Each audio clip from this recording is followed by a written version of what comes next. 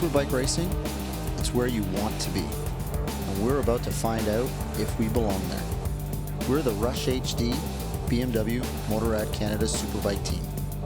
We're minutes away from racing the new S1000RR. This is the first time ever a BMW Factory Team will race this superbike on North American soil. Mirabel, Quebec. Circuit Icar. It's the first round of the Canadian Superbike Championship. I'm Chris Duff, manager for the race team. It's rewarding to see the bikes go around the track. It's rewarding to see the excitement level, not just within ourselves and the team, because we've had a lot of hard work to get to this point, but the excitement level amongst just sort of BMW fans in general. I know the guys will do well. Just seeing them go around for the first time, and when the checkered flag falls, I hope that there's a BMW up front. For the past 3 days, our crew chief, Patrice Goyette, has been tuning the S1000RR to race on this harsh, concrete track. We got a pretty good bike so far.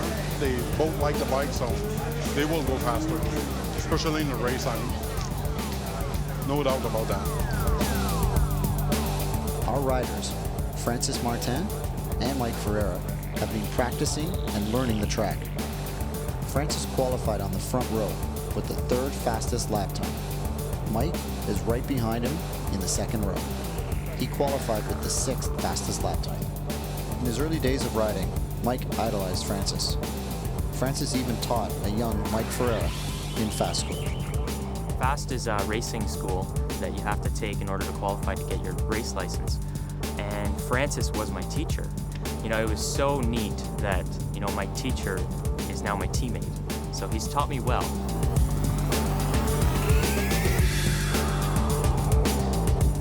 There are thousands of people here, and they're dying to see what BMW's S1000RR can do on the track. The spotlight is square on our heads, and the pressure is huge. Everywhere else in the world, this bike is winning. I'm a little stressed out, hoping that we get some good results because of what's going on around the world. So if Canada all of a sudden becomes the only country in the world that can't seem to get this thing to work, then we all look like schmucks.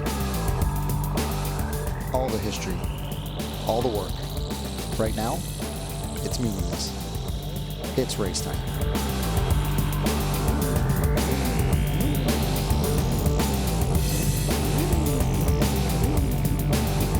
When those lights go out and it's race time, they need to envision themselves as being the first rider in a clear track in front of them into that corner.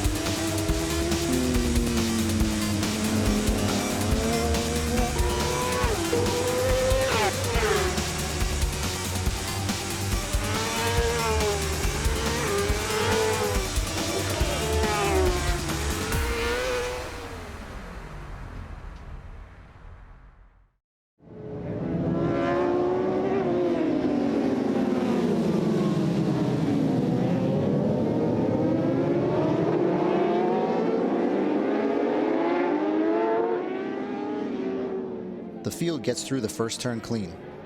That's a relief. But there are still 18 laps to go.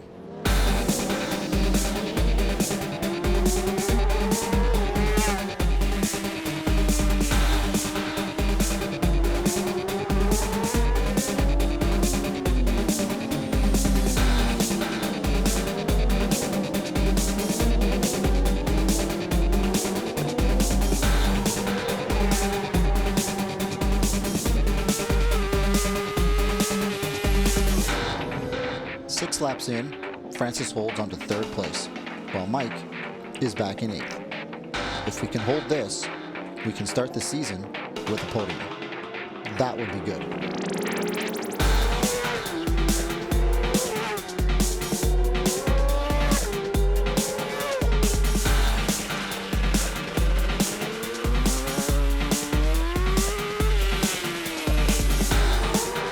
The only remaining question is on dynamic traction control.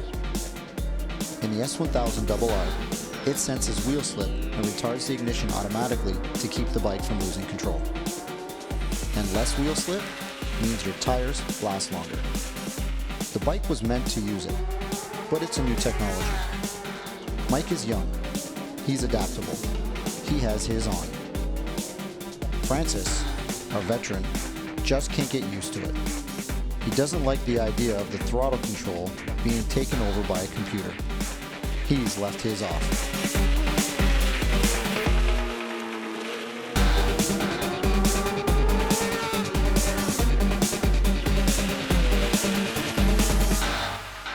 Something's wrong. Francis, +5. P4, +5. 9 laps in, Francis starts to lose position. 4th place, 5th place. This is bad. It isn't like Francis to let go of position like this.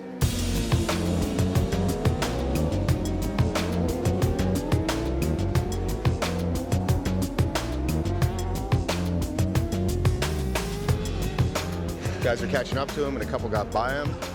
Something's up with the bike, because there's no way that Francis could fall off the pace that bad in a race like this.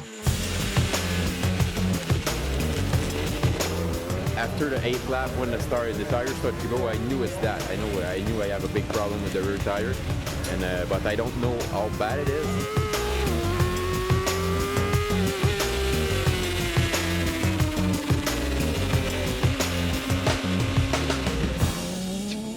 Francis has fallen from 3rd to 5th place. Andrew Nelson, the privateer riding the other BMW, who pays his own way, he's fallen from 2nd to 7th. He's not on our factory team, but overall, things aren't looking good for BMW. Mike is in 8th place, and he may be our only hope. If he wants to gain ground, he needs to make a move, now. Get him, Mike, go! Get him.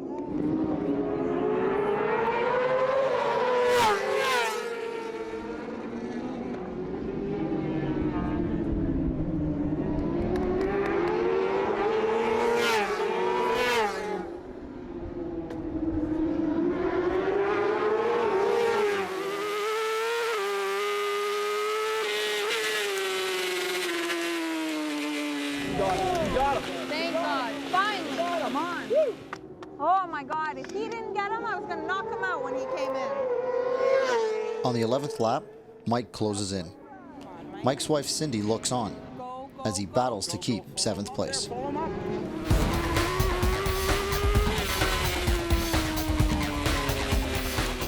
Yes, Mike, come on! Go, go, go, go, go!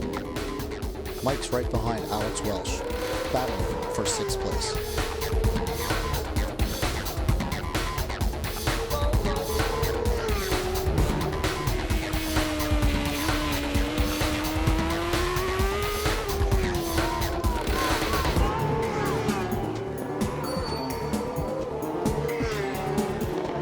He's turning in too soon to try and get underneath. He needs to get up alongside the guy and, like, you know, stuff him. Not that we promote rough riding, but stuff the bastard.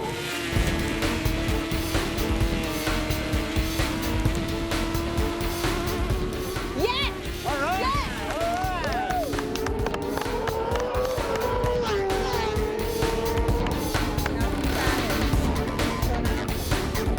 A couple guys were starting to get tired, and I can see that. You know, they're getting lazy around a couple corners. They're braking a little earlier than normal. And, you know, I just wanted to capitalize on those riders, and I did. Mike is really pushing hard. Francis continues to fall back. He's currently in 5th place, only 2 seconds ahead of his teammate. And the gap is closing. I don't think anyone thought Mike would be breathing down Francis's neck like this.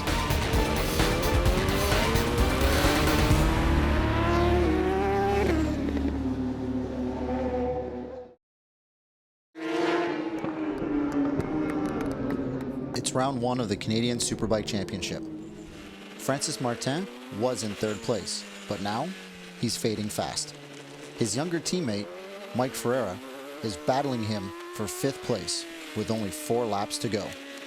And he has the momentum. This wasn't supposed to happen. We're happy for Mike, but we expected more from Francis. Much more. In fact, expectations were so high, we wanted to give Francis an edge by showing him the S1000RR very early in this whole process. Wow. Nice. I like the paint job too, huh? Yeah, that was a nice color. Yeah, yeah. It's gonna look great. The new handle pipe too. Now you just need to make him go fast. It's easy. I came here to see the new bike. Patrice built the bike in the last few weeks, and we're still waiting for a few parts, but the bike's almost done, and I just came here to see where he is right now. It's not too often that I get the chance to have a rider with me. I think so. It just helped to get set up for the bike, like you know, like he talks to me and what he likes, and it's easier for me, so I don't need to show up at the track and redo all the pegs and this and that. I will know everything about the bike before we go ride, and Patrice is going to give me a few tips about the new S1000.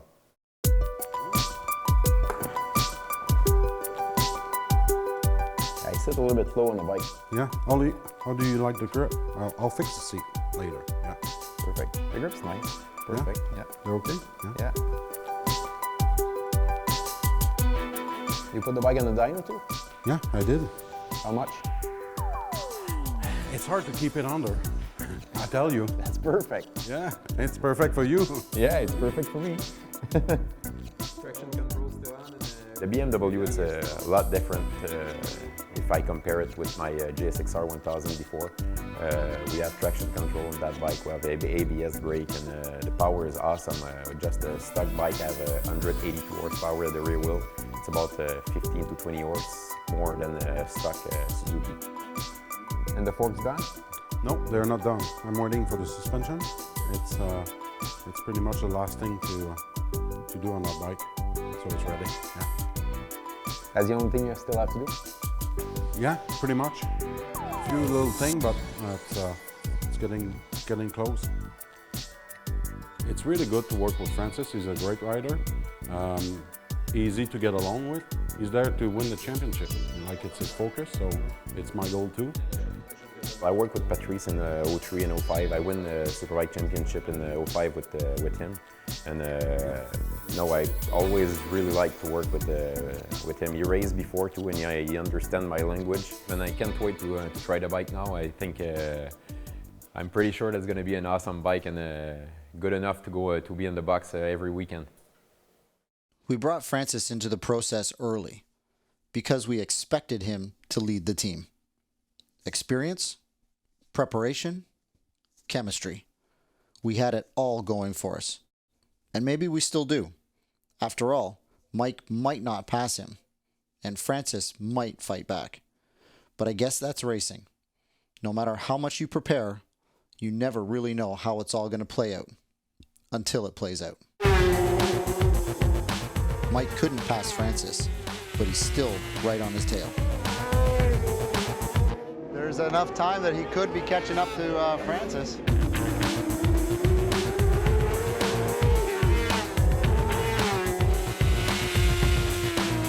First guy a guy wants to beat always is his teammate, so that's the next guy on the block there. I saw him and I thought, you know, I better plan this properly because I knew there was only about 3 laps left when I was really close to him.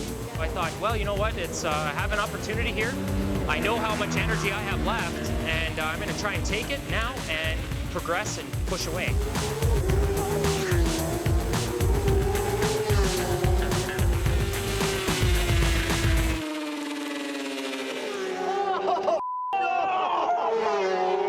Francis took it, just shut the door hard. Holy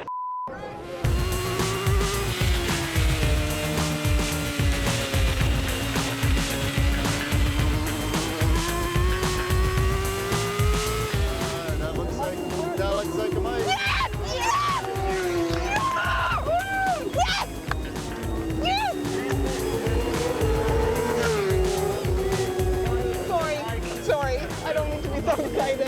Cheer for your husband.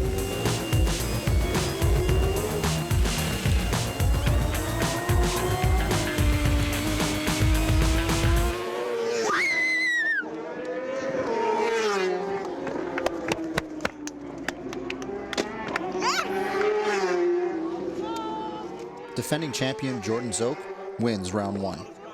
Mike finishes the race in 5th place, leaving Francis behind in 6th. The student has beaten the teacher.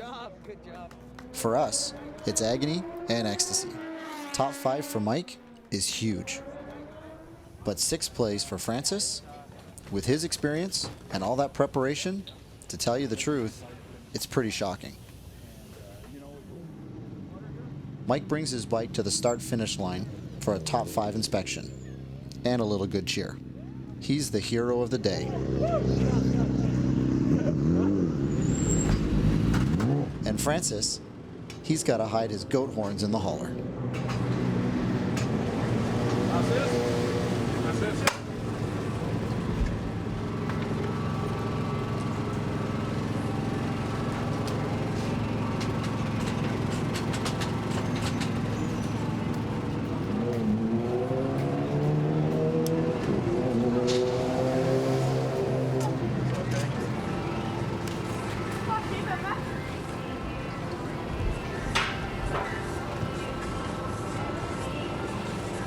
That was fantastic, Mike. Really, fantastic. I'm just, I'm the first BMW to cross the Canadian Superbike line. And I did it, no offense, like I love my teammate, but I did it on his home turf. Yeah. Like, you are not the I'm the Just in case anybody was yeah. wondering. Do you not know who I am? Kind of a big deal.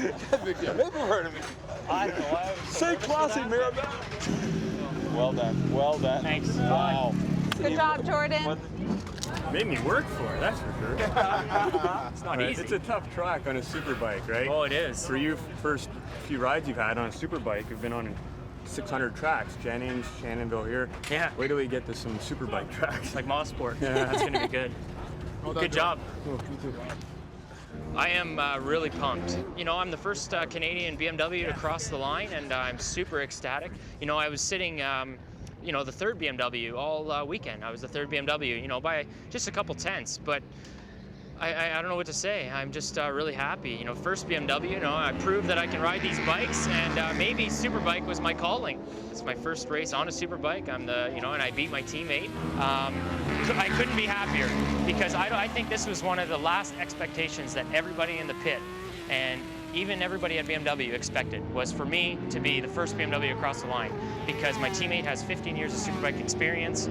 Andrew Nelson, the other BMW rider, he's got at least 6 years of Superbike experience, and for me to come out on top like this, it just has blown everybody away, even myself.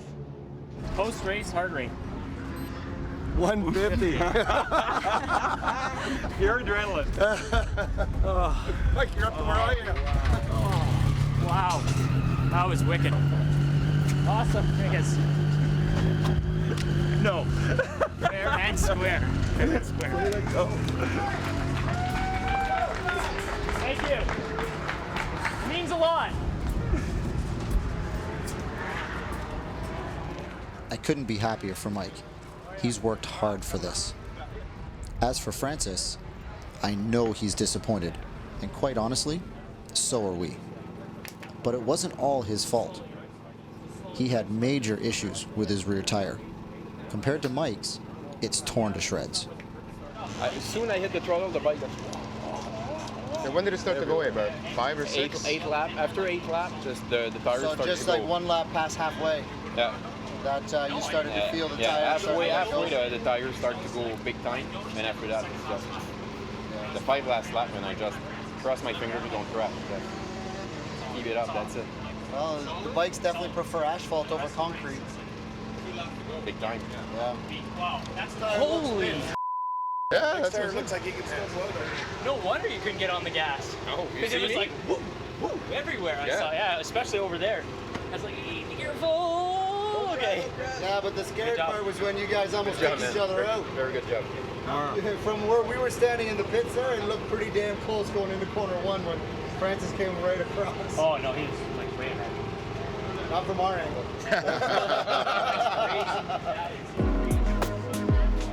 Mixed emotion kind of day. We're happy with what went down. You know, and after a little bit of tech checking in when we got back in here, it definitely was a bad tire. We looked at the production date on the tire, and it's just an old tire. So we got dealt a pretty crappy tire from the people here at the track. And we'll bring it up with them and let them know, because we went through our whole stack of tires, and the two that are the worst in there are the same production date as what we had. Not making excuses, but definitely we need to start, now we have to start monitoring production dates on tires, which you shouldn't have to. The hard part about having two riders obviously is that you're always going to have one guy who does really well and one guy who doesn't do as well as he had hoped. On one hand, you want to be high-fiving and smiling and cheering and carrying on with with the guy who won, but at the same token, you don't want to be too happy for him, because you've got another guy who's obviously down in the dumps. You give them words of encouragement. You try and pick them back up, and tell them, hey, you know what, we're going to get them next round. It's a lesson learned, and kind of do that rah-rah kind of speech. They're both trained professionals. They have to accept the good and the bad, and kind of go from there. It's nice at the end of the day when the rider hands out the beers. But he didn't buy. Yeah, that's right. Oh man, 3 cases. You owe us so many cases of beer. With the dust settled, Mike and Francis find themselves tied at 29 points after round 1. Technically, Francis gets the 5th spot over Mike in the standings because he finished higher in the qualifier. But bad tire or not, Francis's 6th place finish was pretty disappointing. We didn't expect him to finish that low, but we certainly didn't expect Mike to crack the top 5 in his first ever Superbike race. Highs and lows, that's racing. All we can do now is move on.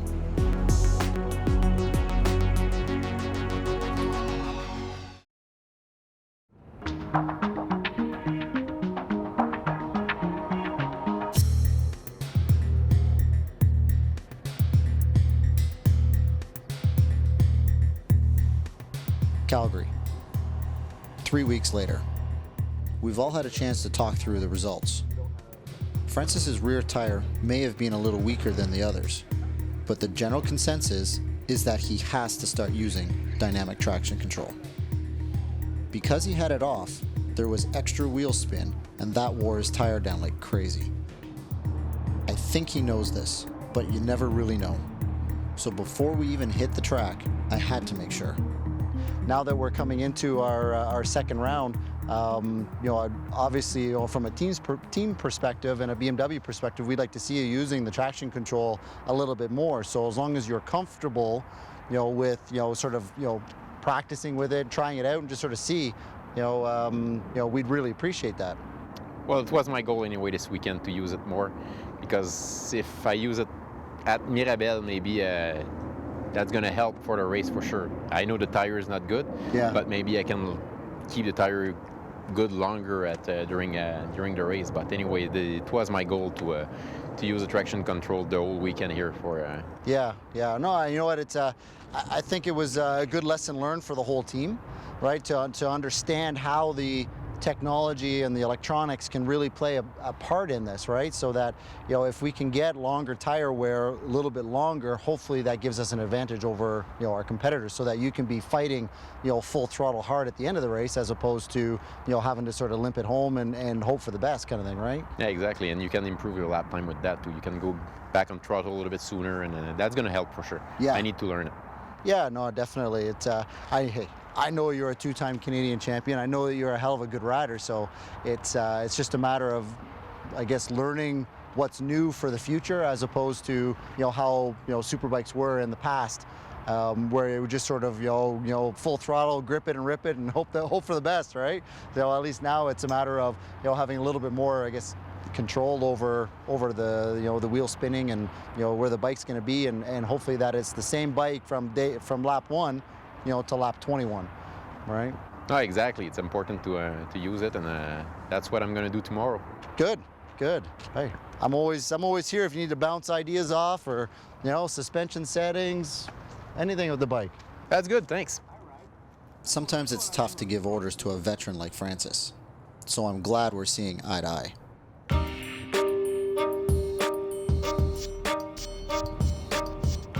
Race City Motorsport Park in Calgary.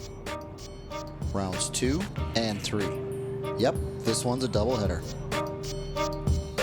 Practice Thursday, Super Pole Friday, and that sets the starting grid for both rounds on Saturday and Sunday. In 4 days, 3 of 7 rounds will be in the books. And we'll know for sure if we have a shot at the top 3 in point standings. This is an important weekend for us here as far as where we need to finish by the end of the weekend. Obviously, being in 5th and 6th, we need to push both guys up, to the box, hopefully.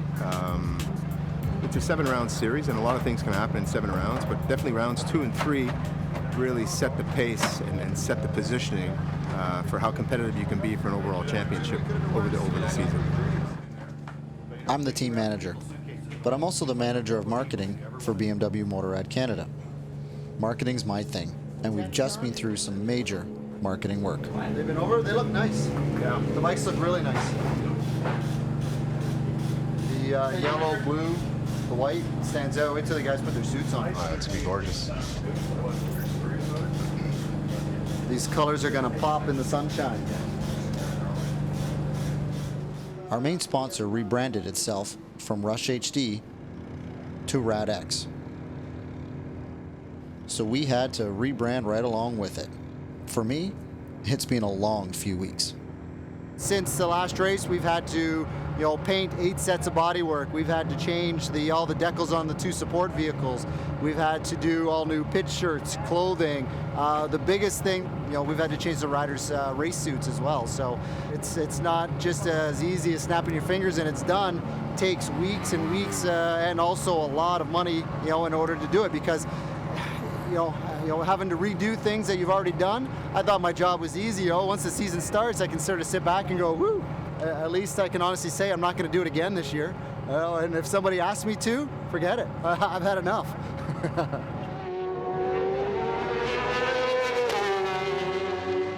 Superbike racing is as much about man, machine, and track as it is about marketing. Hey, without the marketing of the sport doesn't exist. At the track, I manage the team, I manage personalities. But away from the track, I manage a lot of marketing stuff. And it's not always a smooth ride. For me, our marketing ride started 2 months ago at our training session in Florida. We were still the Rush HD team back then.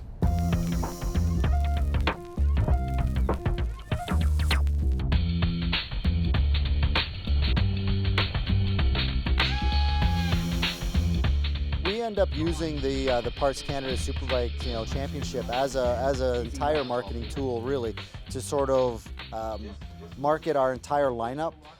It's not necessarily about marketing just the S1000RR. I mean, obviously that's a big part of it, but it's about having customers come to the track and having the brand to cheer on. We rented an entire track to practice, but also to get our promotional photos done. The bikes were painted and stickered properly. Our Rush HD race suits were supposed to be shipped to the track, but they were late. They've got other suits that they can ride in, but different sponsors, different logos, so checking Blackberries and just sort of waiting for that message to say yes, our suits are being shipped directly to us down here. And I've got my fingers and toes crossed, and I'm waiting for that news to come in. I'm nervous, yes. I can honestly say I'm nervous, but it'll be a huge problem if the suits don't show up. But I know everything in the end will come together. Oh, it's not there yet. Okay. Still not there? Well, okay. Everything's ready. We were waiting all year for late pieces, and here we are waiting for late suits. Oh well, you practice on the old ones for the first session. Yeah, it's no big deal. One of the hardest things about the marketing side is walking that fine line. The marketing side of me wanted to keep the riders off the track until the suits showed up. But the team manager side knew that our guys needed to practice. So we just had to send them out.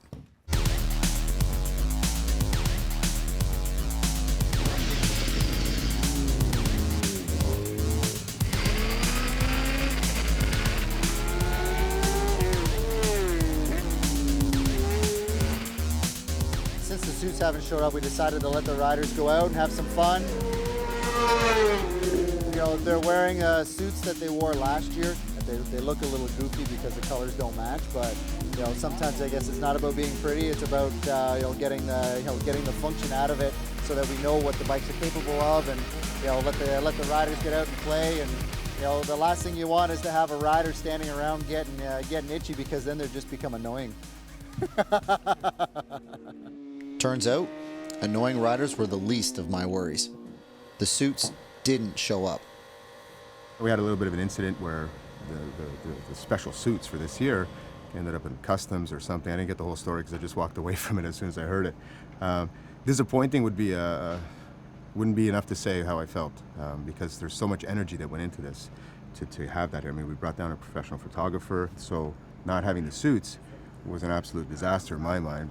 Like I said, I'm very disappointed that the suits didn't show up, and you know, that's all I'm going to really say about that. The next day, we had to get our team photos done in golf shirts. Colin Fraser, the series organizer for the Canadian Superbike Championship, was brought in to take the photos, so we had to get it done. It wasn't ideal, but sometimes marketing is about rolling with the punches. Hey, we tried our best to have some fun with it, but hiding under those smiles were some gritting teeth. Since then, we went from last year's suits to this year's suits to this year's suits rebranded. The marketing side is finally done. Now, it all seems like small potatoes. Here in Calgary, if we don't get our act together on the track, we might lose our biggest marketing tool of all: wins.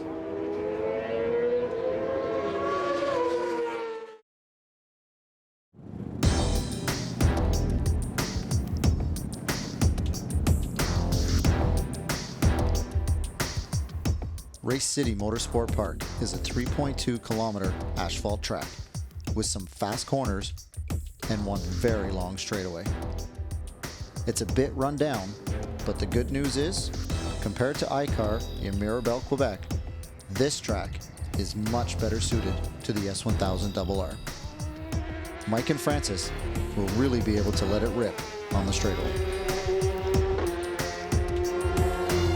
One of the biggest differences between this track and the track that we had at Icar is that this one here will be able to go through the gearbox and really get to use the power of the bike, and that's what we're looking forward to. And that's what we anticipate will be our edge on some of the other teams, is how powerful the bike is, and you know, and then the fast corners afterwards as well. So this track, because it's faster, it's more suited to what we have.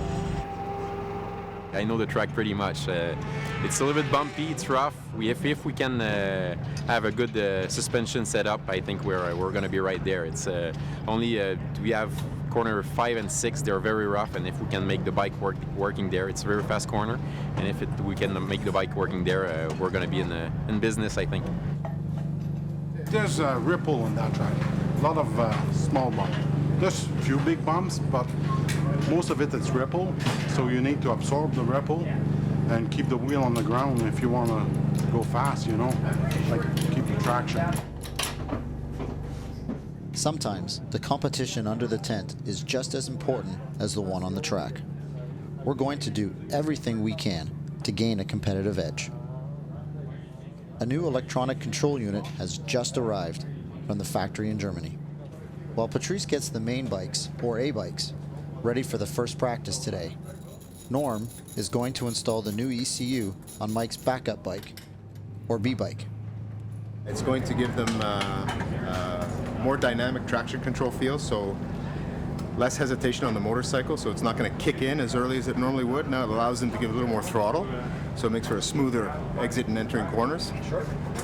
The ABS is not as sensitive, so they can brake a lot harder before ABS will activate. And of course it's tuned for the acropovic pipe, which is a pipe that's giving us a lot more torque now. So the combined package of pipe and control unit are what the factory is suggesting that we run with. And we'll give it a shot this afternoon and see how it goes. If the guys like it, then we'll do all the bikes. It sounds promising, but right now, we have to focus on the task at hand. Today, we've got 2 40-minute practices, and the first one starts now.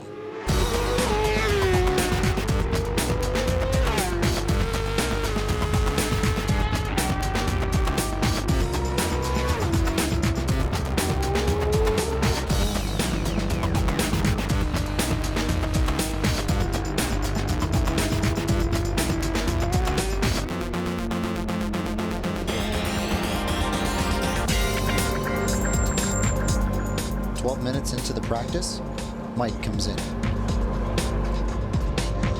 It's like the back's jumping around a lot. Coming out of 5. Not following the ground. So Yeah, on diesel and transition. as I'm getting on the gas, there's a lot of bumps. Yeah. And it's like the bike's bouncing. It's hitting and then bounces me back up. Okay.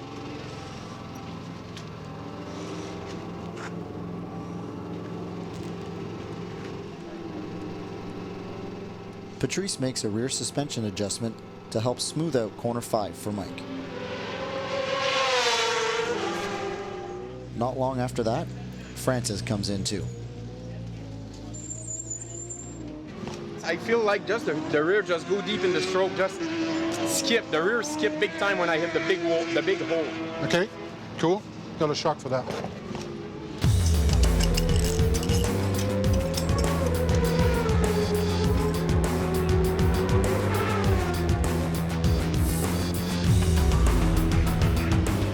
Patrice puts in a different rear spring with less preload.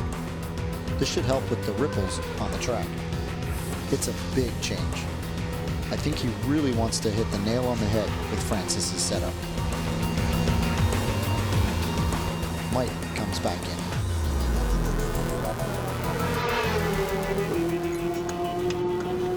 How is it, Mike? Better. The shifter's too high. Mike needs the position of his shifter changed. But Patrice has his hands full, so Mike will have to wait.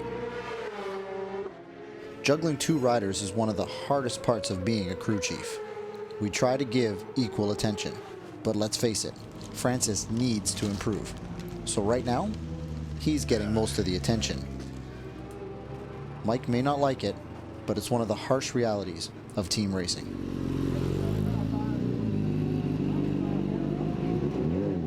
With 6 minutes and 30 seconds to go in the first practice, Francis goes back out. Patrice can now turn his attention to Mike's issues. Still pumping a little bit. The other shock is better. Next session. Okay.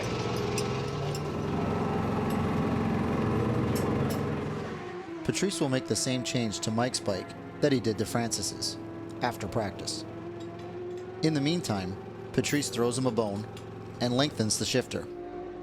This will make it easier for him to change gears. With less than 2 minutes to go, Mike goes back out for another try.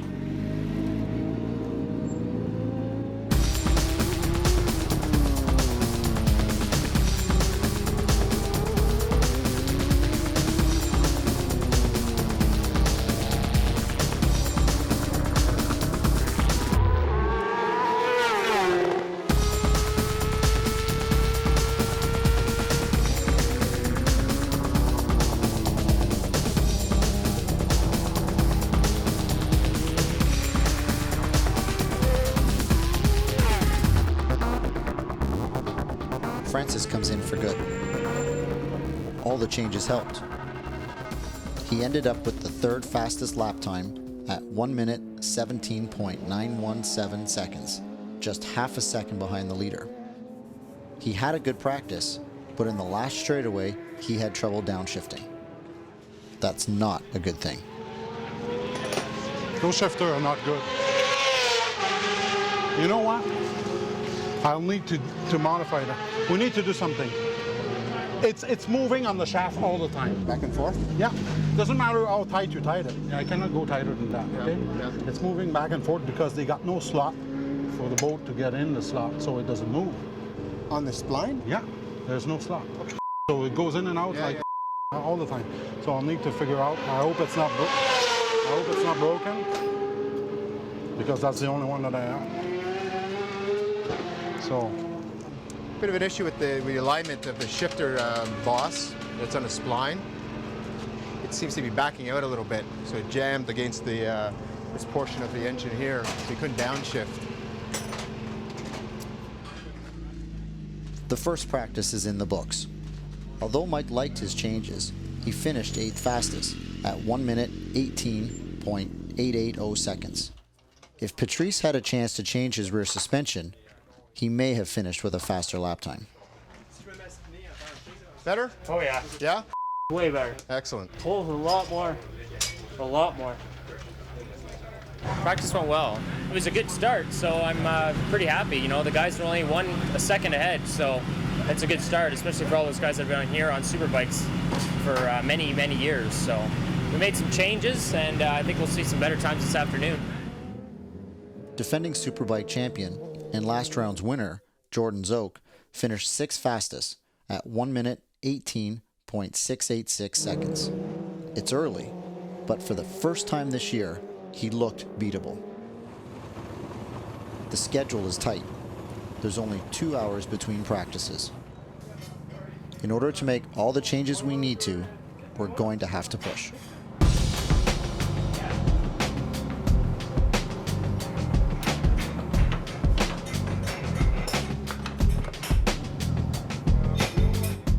As if we didn't have enough on our plates, we're still trying to get the new electronic control unit into Mike's B-bike. This afternoon's practice will be the only time we can try it. If it works, and the riders like it, it could give us a serious edge. If we can get it done in time.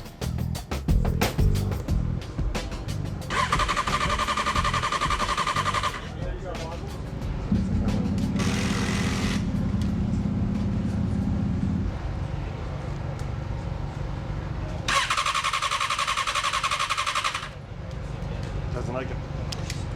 Okay, so let's put this project aside for now. We'll work on it when they come back in afterwards. Okay.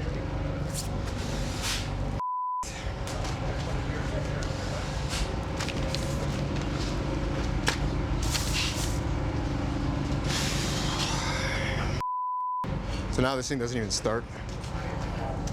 I said this thing doesn't even start. Why not?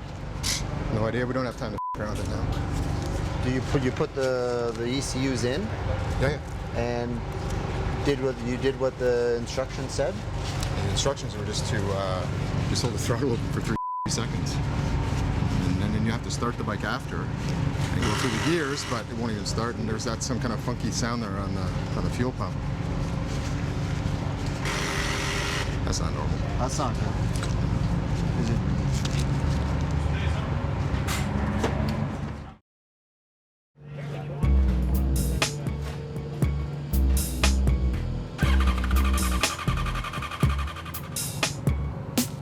I guess we won't be trying the new ECU. There goes the competitive edge. I hope that doesn't come back to bite us. The bike was running fine before, and so as soon as we plugged in the new computer and went to fire it up, now all of a sudden the throttle bodies aren't working. Unfortunately, when you're dealing with electronics, it's sort of like a gremlin of, you're chasing, from one electrical piece to another just to sort of see. Although we didn't get the ECU working, Patrice did work hard on the A bikes. Now we'll see if it makes a difference in the second time practice.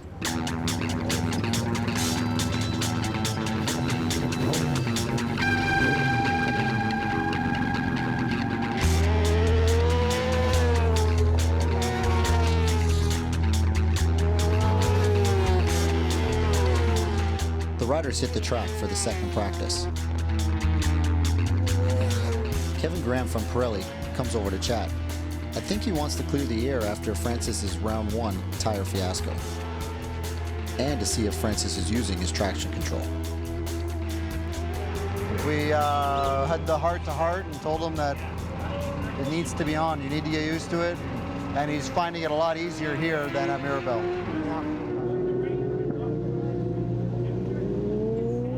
10 minutes in, Francis isn't improving his time. He comes in for another rear shock adjustment.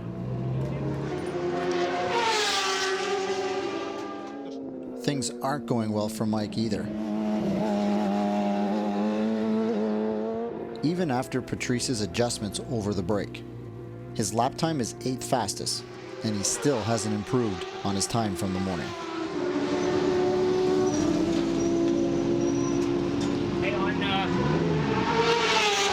Is it better on the transition now? no, it's worse. It's worse. Yeah. Okay. Especially on like decel going into here. Hey, the No, whole bike but- is like, well, 4, 5, 6. Talking about that corner. no, it's not better, it's worse. It's worse.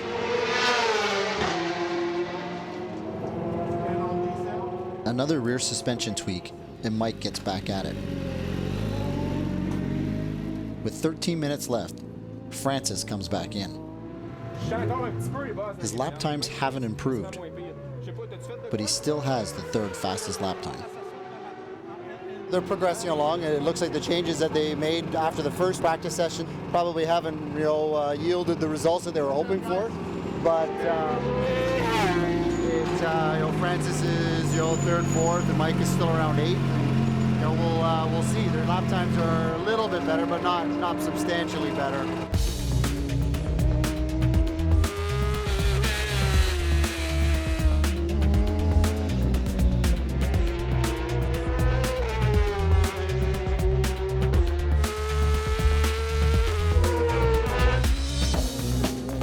With 7 minutes to go, Francis falls to fourth fastest. If we want to make some noise this weekend, the bikes are going to need a lot of work. Sometimes riders fight the track. Sometimes they fight themselves. But in this case, Mike is really fighting the setup.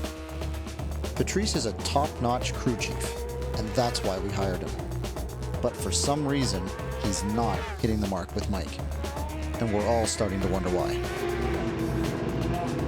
Guess we're okay for rear springs then? The guys want them a little softer? You know what? But I'm bottoming out. I need to change the valving. I need to change the compression valving tonight.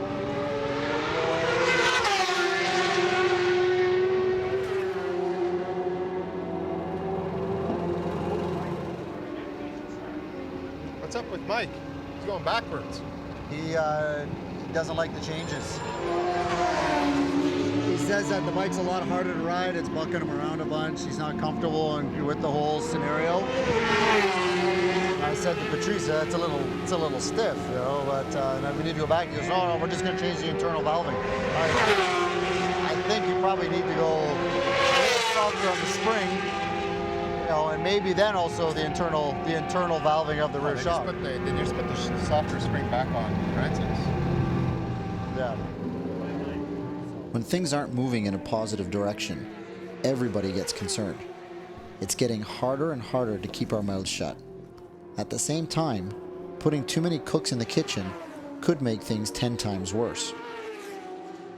But if this kitchen gets any hotter, we may have no choice.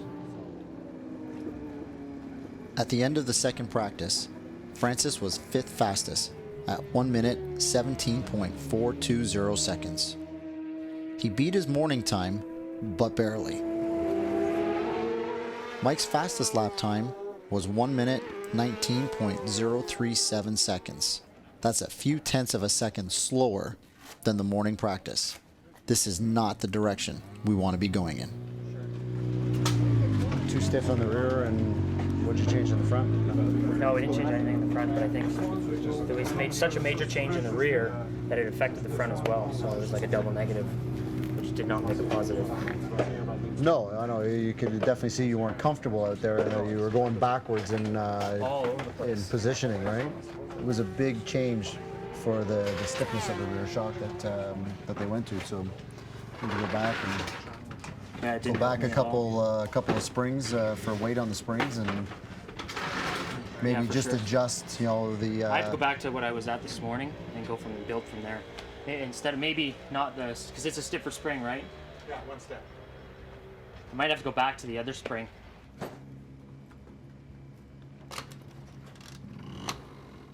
A couple little tweaks, and oh yeah, that's it. Tomorrow is going to be another day. It's about not screwing up one corner. You'll get the time back, right? Tomorrow morning is another day after you guys sleep on it and do laps in your head and your dreams. The race is Sunday anyway, yeah? The race is Saturday. Saturday and Sunday. Saturday, yeah. You got to be ready a day early. I will. Just because you two are the last two riders here doesn't mean that it was a bad session. Just means you got some work. We always try our best to push our riders for more. You have to do it in a way that doesn't crush their spirits. But it's not hard to tell that spirits are low. Day one is not ending on a high note. Tomorrow morning, the top 10 lap times in the time practice will be included in the Super Pole qualifier. The problem is the forecast is calling for rain in the afternoon. If it rains, the afternoon Super Pole will be cancelled, and the final lap times from the morning practice will set the starting grid for both rounds on Saturday and Sunday. In a nutshell, tomorrow morning's time practice is huge, and right now, we are not ready.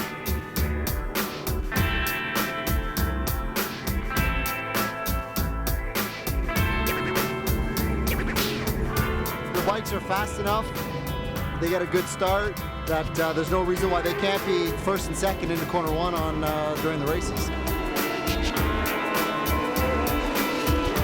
We need to be on the box every weekend and every race. It's very, very important for the championship.